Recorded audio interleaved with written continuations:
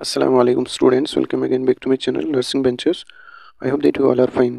अगर कोई नया होगा चैनल पे, चैनल को सब्सक्राइब कर लेना and press the bell icon so that you can get the notification on time.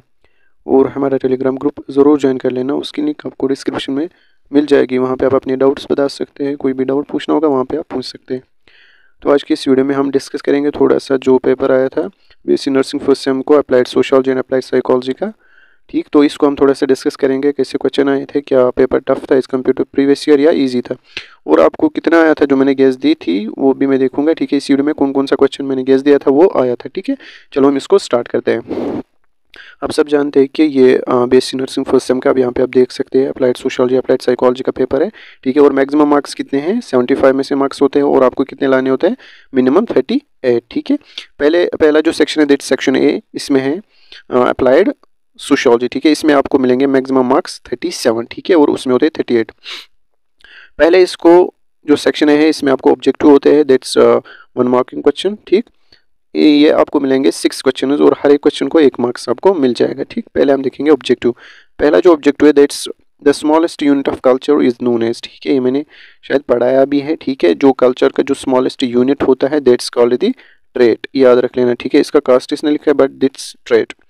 उसके बाद next question, which are the following is not type of family. इनमें से फैमिली का टाइप कौन सा मतलब नहीं है। ठीक है, देखो न्यूक्लियर फैमिली ये भी है, ज्वाइंट फैमिली ये भी होता है, एक्सटेंडेड फैमिली ये भी होता है, but social family this is not the type of family. उसके बाद next objective C part, the process through which one becomes the member. यहाँ पे इसने नंबर लिखा है। ठीक है, यहाँ पे इसको करेक्ट कर लेना, MEMBER। ठीक है, member of society is known है, जब एक मतलब इंसान या कोई भी इंडिविजुअल मेंबर बन जाता है एक सोसाइटी का तो उसको हम क्या कहते हैं, सोशलाइजेशन। ठीक है, याद रख लेना, सोशलाइजेशन इसको हम कहते हैं।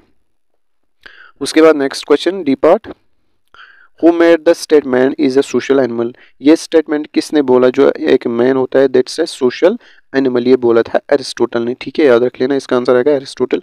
उसके बाद next question E part, a social group characterized by face relationship is called as। ठीक है, तो मतलब ऐसा सोशल ग्रुप जिसको हम मतलब जिसमें हम फेस टू फेस रिलेशनशिप रखते हैं, ठीक है, फेस टू फेस इंटरेक्शन करते हैं, तो उसको हम कहते हैं प्राइमरी ग्रुप। ठीक है, याद रख लेना, इसका प्राइमरी ग्रुप आएगा।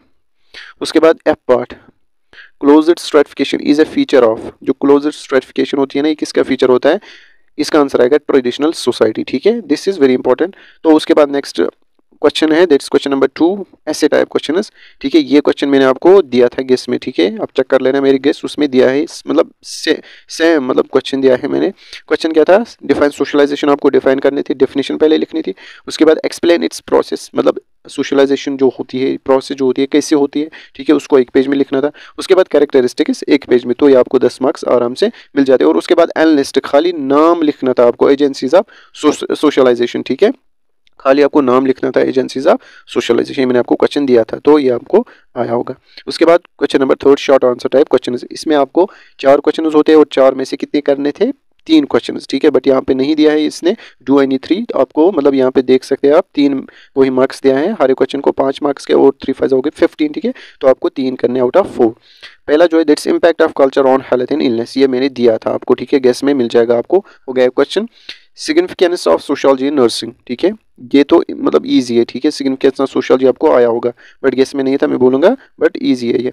उसके बाद फैक्टर्स ऑफ सोशल चेंज, ये भी दिया था मैंने। ठीक है, याद रखना, alcoholism and its health problem with remedies. ठीक है, तो ये मैंने नहीं दिया था, ये भी मतलब आपने कौन से किए होंगे, ये और ये लास्ट वाला। ठीक है, तो ये ईजी थे। उसके बाद question number 4 very short answer type question.